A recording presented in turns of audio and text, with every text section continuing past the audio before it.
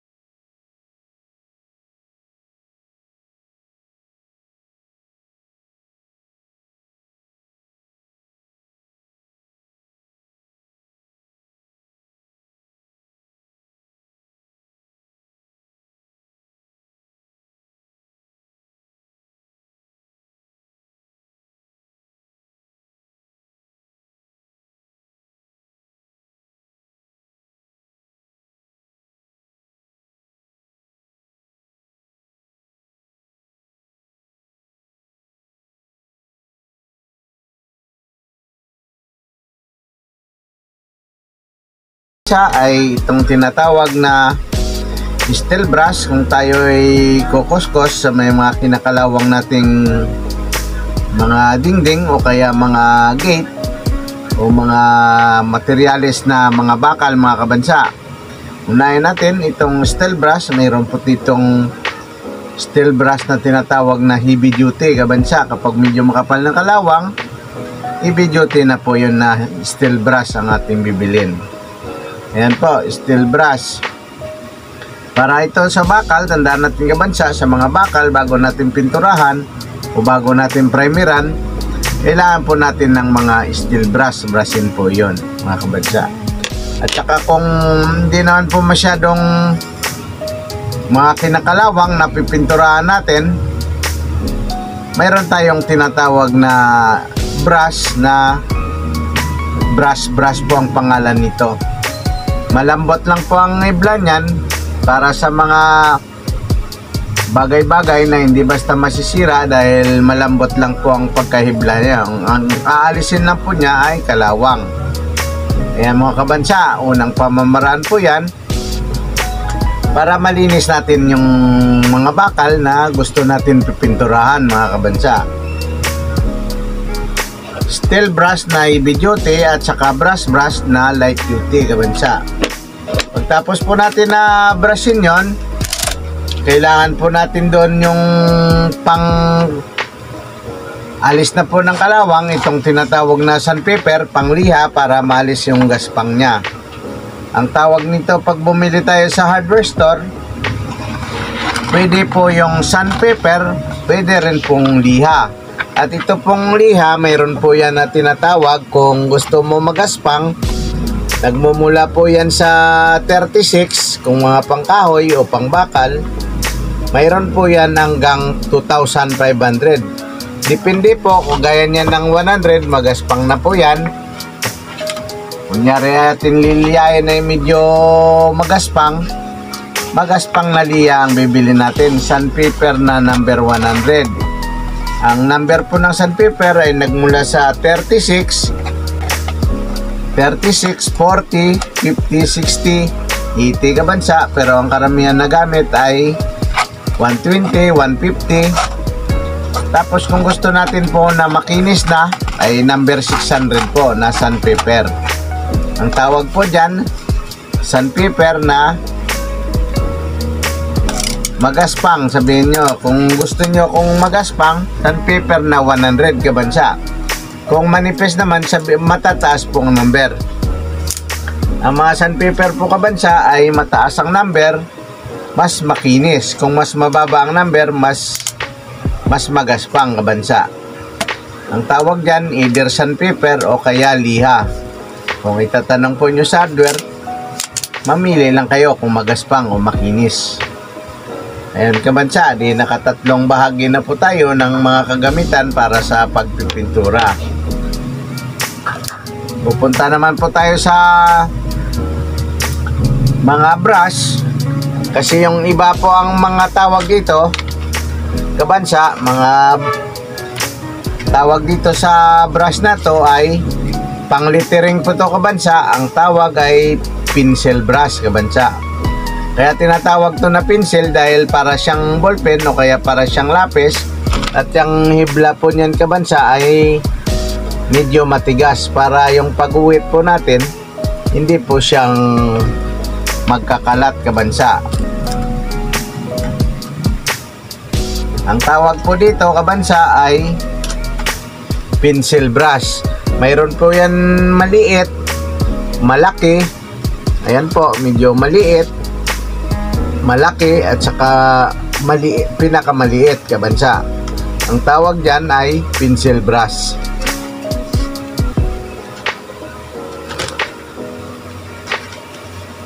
Mga pencil brush yan kabansa. Tapos ito naman, ang tawag po dito ay paintbrush kasi marami pong bumibili basta sabi nila yung pangpahid daw sa barbecue hindi nila na lalaman kung ano yung tawag nito kabansa. Ang English po nito ay paintbrush. Kapag dito naman sa Tagalog marami pong tawag nito brush din. Mayroon din pong tumatawag na brocha. Matatawa po kayo kasi brocha daw ang tawag. Mayroon po kasing ibang lugar po kabansa na ang brocha medyo hindi maganda po pakinggan. Mayroon po tayo niyan ng sukat na 1/2, yung pinakamaliit po 1/2.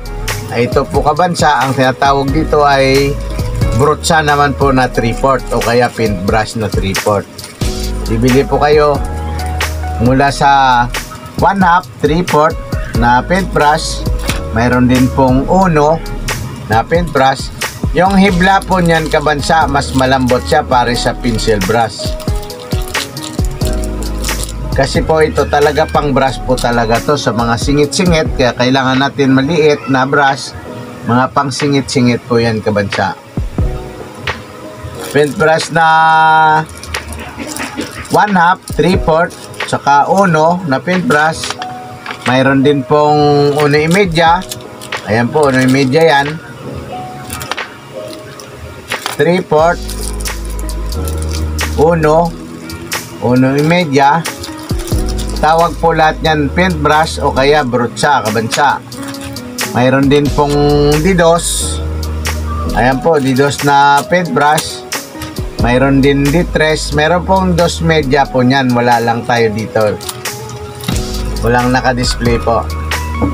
Saka number 4. Ayan po kabansa. Number 2, 2.5, 3 at saka number 4. Ang tawag po dyan mga paintbrush po yan na may sukat lang po. Mayroong mula sa 1/2 hanggang sa number 4. Yan po ang tawag ay paintbrush. Ayan mga kagamitan po natin magpipintura. At saka mayroon po tayo na tinatawag na BB roller kabansa. Mayroon tayong tinatawag na ganito BB roller na with handle. Mayroon po yan siyang foam. Foam naman po ito kasi mga ginagamit po nito sa karamihan sa foam latex po. Kasi kapag mga lacquer at saka enamel nalulusaw po to. Saglit lang ang buhay niya. Kapag ginagamitan natin ng mga acrylic na may mga thinner kabansa, mas mabilis lang po masira to yung foam. Kaya ang tawag po dito ay BB roller na foam. Para yung maliit siya, bata pa siya, BB roller kabansa tawag yan. Mayroon din po tayo na BB roller po pala po kabansa. Ang tawag nito na with handle. Yan, mabibili po nyo BB roller na with handle. Pwede din kayo bumili po ng BB roller na foam na without handle kabansa. Tawag niyan without handle. Peeler lang po siya. Wala na siyang kasamang handle kaya mas mura po siya ng konti. Mayroon din pong foam. Mayroon din cotton kabansa. Ito tawag naman ito BB roller cotton. Ang gamit po naman ng cotton without handle po ito Kasi mayroon po bumibili ng with handle. Kung may handle na po sila na cotton, pwede naman sa sunod bumili sila ng without handle na lang po kabansa para mas mura siya ng 10 piso. Ito naman po, kaya po ito ang ating BB roller ay cotton para naman po sa ano po yan siya, sa may thinner. Para po siya sa may mga thinner na pintura, hindi po siya mabilis masira dahil po siya ay cotton. Kaya medyo mas matibay siya kabansa. Cotton ang tawag dyan. BB roller na cotton na with handle kabansa. Pag bumili kayo BB roller cotton with handle, yan ang sasabihin nyo sa hardware kabansa. Tapos po kabansa, mayroon din po yan na malaking roller. Ang tawag po dito yung pin roller na number 7. Ito po pang pader na po to, mga malalaking area, number 7. Mayroon din po tong number 9, kaso lang po kabansa, yung number 9 sobra na po yun haba. Kaya karamihan nagamit lang talaga ng tao number 7, yung pen roller na number 7 na light duty lang po kabansa. Ang nabibili po nito yung pen roller with handle din po. Ayan, pen roller with handle. Ang pangalan po niyan, pen roller with handle kabansa. Tapos kung gusto natin na bumili ng pen roller din na filler lang, ganito lang din po yan. Mayroon po nabibili na filler lang, tapos mayroong with handle. Hindi lang tayo nag-display ng filler lang, kaya binunot lang natin. Kasi po, pag bumili kayo, may handle kayo, bumili na lang kayo ng ganito, mas nakakamura po kabansa. Ang tawag dito ay filler number 7. Ayan, isusuot lang mo yan kabansa, pero light duty lang po siya. Ayan na po yan siya, pen roller with handle na po. Tapos ito, pen roller filler only ang tawagin nyo bansa.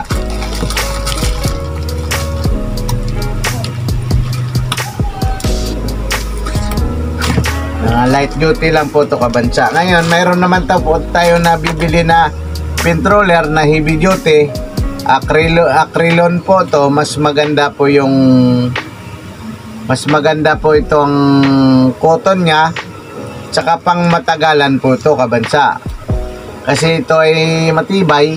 Mayroon din na bibili pong filler lang, tsaka ito with handle. Mayroon po parehas binibili yan. Kaya ito po matibay, hindi basta nasisira po to kasi nag-i-expand sa loob po yan. Hindi po yan basta-basta nasisira o nabubunot, kasi itong isa natin kabansa, pag matagal mo nang ginagamit ay lumuluwag. Matagal, mabilis kuminsan kusa na lang siya natatanggal. Kasi ito yung guide niya dito, karton lang, tapos wala siyang kagaya nito kabansa na naka-emboss siya na humihigpit, parang spring siya. Tapos yung guide niya dito sa loob, plastic, hindi basta na lulusaw. Kasi ito naman to kabansa, parang hard carton lang sa loob, kaya katagalan pag natunaw, nababasa, na ano siya ng tubig, medyo lumalambot siya, kaya lumuluwag siya kabansa. Kagaya nito ng acrylon, may kamahalan lang po ng konti, pero mas matibay naman po yan. Acrylon na filler foam only, at saka with handle number 7. Mayroon din po yan number 9, wala lang po tayo nyan. Pen roller number 7 na acrylon, yung heavy duty kamo kabansa. Mas matibay po yan. So mga kabansa, ito yung mga kagamitan natin kapag nagpipintura natin tayo. Ang lahat po yan na kabansa ay dito nilalagay sa tinatawag naman na roller tray. Dito po tayo naglalagay sa roller tray para igaganon po yung roller kabansa. Pag nagsawsaw po kayo ng tubig ng ng pintura, pag angat po nyo ng ganyan, napipiga po niya siya. para pagpipintura po inyo, hindi natulo. Kasi sayang po kapag ganun nyo, tumutulo yung pintura, sayang din yung mga tumutulo at saka nagkakalat sa sahig o kung saan saan o sa lupa. Kaya ang ginagawa kabansa, pag sausaw ganyan, pinipiga po dito. Kaya itong ating roller tray kabansa, mayroong mga hibla-hibla dito. Tawag po dito ay roller tray. Pag tayo nagpintura, kailangan po natin yan, roller tray ang tawag po.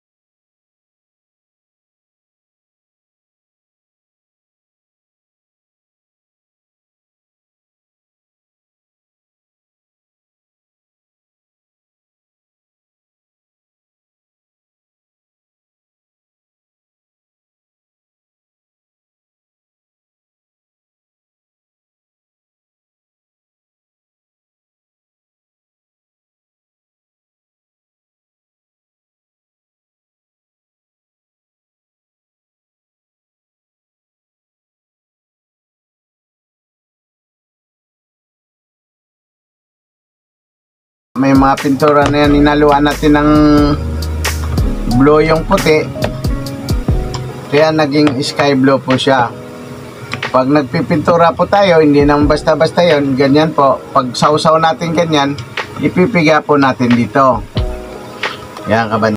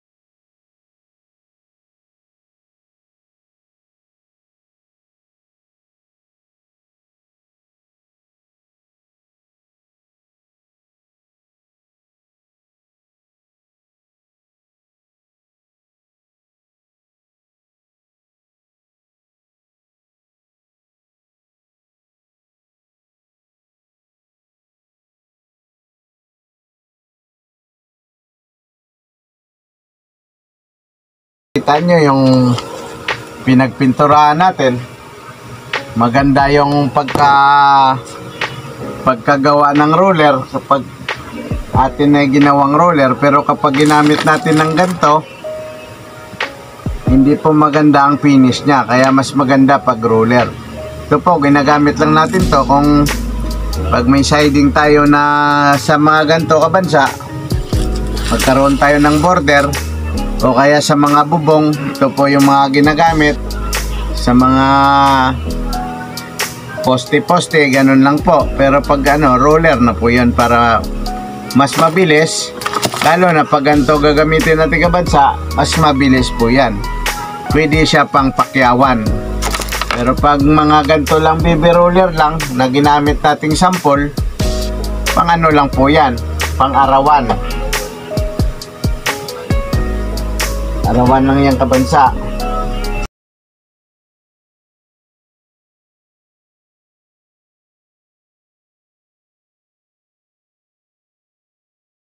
Lang ang ating vlog ngayong araw kabansa, at shout out dyan kay Boss Gerald Dre ng Orban, ang pinakabatang bata na negosyante dito sa Orban na Pindan.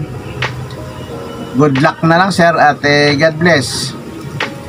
At dyan lang mga kabansa, at like and subscribe na lang po ang ating channel Lupin Istangero para sa iba pang karagdagan nating mga vlogs, at saka mga pangalan ng mga kung ano-anong mga gamit, parte sa hardware, at saka kung paano natin gagamitin. At atin pong alamin kung paanong mga gumawa, at paano natin ituturo ang mga pangalan ng kada materialis natin kabansa. Yan lang, at share na lang po yung ating channel para marami pang nakakaalam ng ating mga vlogs. Stay safe and God bless. Good luck. Thank you.